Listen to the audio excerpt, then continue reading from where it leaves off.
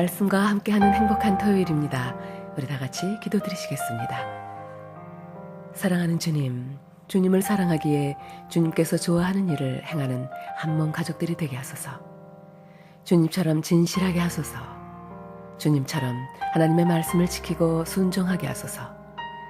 우리 주 예수 그리스도 이름으로 기도드립니다. 아멘. 오늘 우리에게 주시는 하나님의 말씀은 요한복음 8장 39절부터 59절까지입니다. 그들이 말했습니다. 우리 아버지는 아브라함입니다. 예수님께서 말씀하셨습니다.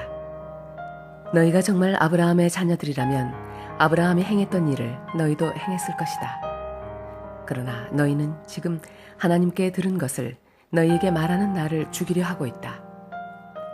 아브라함은 이와 같은 일을 결코 행하지 않았다.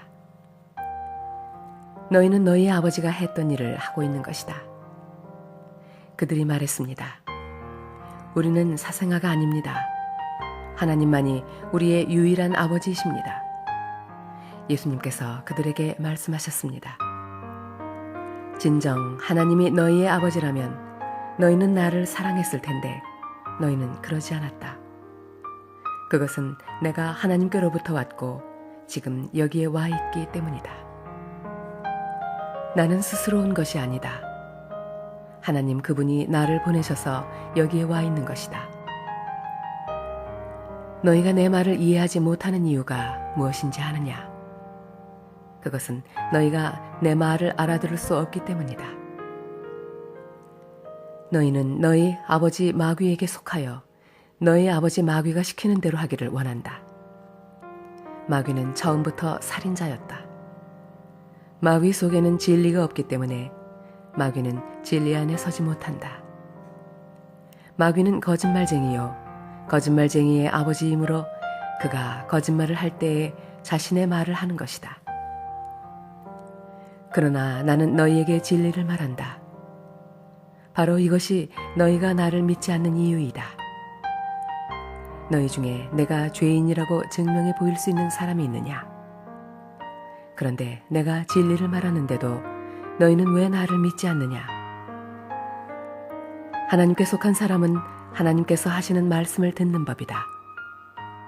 이는 너희가 하나님의 말씀을 듣지 않는 것은 너희가 하나님께 속해 있지 않기 때문이다. 유대인들이 예수님께 대답했습니다. 당신은 사마리아 사람이고 귀신이 들린 게 분명합니다. 우리가 틀렸습니까? 예수님께서 대답하셨습니다.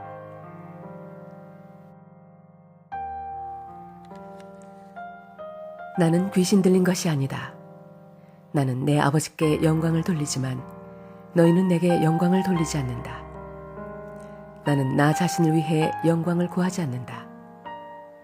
나를 위하여 영광을 구하는 분이 계시는데 그분은 심판자이시다. 내가 너희에게 진리를 말한다. 누구든지 나의 말을 지키는 사람은 영원히 죽지 않을 것이다. 유대인들이 예수님께 말했습니다. 이제 우리는 당신이 귀신 들린 것을 알겠소. 아브라함과 예언자들도 죽었습니다. 그런데 당신은 누구든지 나의 말을 지키면 그는 영원히 죽음을 맛보지 않을 것이다 라고 말합니다. 당신이 우리 조상 아브라함보다 더 위대하단 말입니까? 아브라함은 죽었고 예언자들도 죽었습니다. 당신은 자신이 어떤 존재라고 생각하십니까? 예수님께서 대답하셨습니다. 내가 나를 영광되게 한다면 그 영광은 아무것도 아니다. 나를 영광되게 하는 분은 나의 아버지이시다. 그분은 너희가 우리 하나님이라고 부르는 바로 그분이시다. 너희는 그분을 모르지만 나는 그분을 안다. 만일 내가 그분을 모른다고 한다면 나도 너희처럼 거짓말쟁이가 될 것이다. 그러나 나는 그분을 알고 그분의 말씀을 지킨다. 너희의 조상 아브라함은 내 날을 볼 것을 생각하며 기뻐하였다. 그는 그 날을 보았고 기뻐하였다. 유대인들이 예수님께 말했습니다. 당신은 아직 50세도 안 되었는데 아브라함을 보았단 말이요. 예수님께서 대답하셨습니다.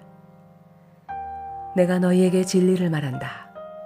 아브라함이 태어나기 전에도 나는 존재한다.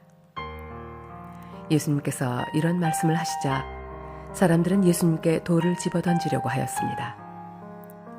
그러자 예수님께서는 몸을 피해 성전 뜰을 빠져나가셨습니다. 아멘. 우리에게 주신 하나님의 말씀이었습니다. 할렐루야. 오늘 우리가 함께 통독할 성경은 다니엘입니다. 다니엘서의 저자인 다니엘은 왕족으로 어린 나이에 바벨론의 포로가 되어 바벨론으로 끌려갔습니다. 그는 바벨론에서 갈대아인의 지혜와 학문으로 교육받았습니다.